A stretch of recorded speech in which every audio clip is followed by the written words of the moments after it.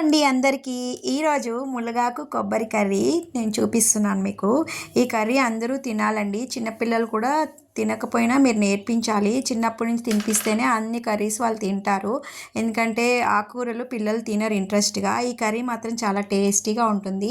ఈ కర్రీలో ఆవకాయ పచ్చడి కలుపుకొని తింటే కూడా చాలా బాగుంటుంది. ఈ కర్రీ చాలా టేస్టీగా ఉంటుంది, చాలా హెల్త్కి మంచిది.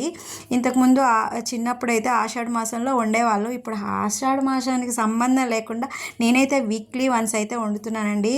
ఆల్రెడీ మీకు చూపించాను కదా, టెర్రస్ మీద చెట్లు పెట్టాను, ములగ చెట్లు చక్కగా వస్తున్నాయని. నేను ఆ చెట్టు ఆకులే తీసుకొచ్చి ఇప్పుడు కర్రీ అయితే వండాను. ఎందుకంటే కొబ్బరి వేస్తే లేదంటే పప్పులో వేసినా ఎందులో వేసినా బాగానే ఉంటుంది.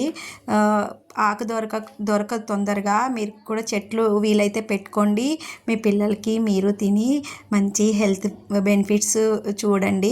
ఎందుకంటే బయట దొరికే ఏవైతే వెజిటబుల్స్ ఉన్నాయో అన్ని పెస్టిసైడ్స్. ఇప్పుడు పిల్లలకి మనకి కూడా ఓపిక లేకుండా ఉంటుంది.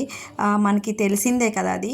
అందుకనే మీకు బోర్ కొడుతుంది ఏంటి ఇవి కర్రీస్ చెప్తున్నారని అలా ఏం ఫీల్ అవ్వద్దు. బోర్ కొట్టించట్లేదు, నేను మంచి హెల్త్ బెనిఫిట్స్ కోసమే చెప్తున్నానండి.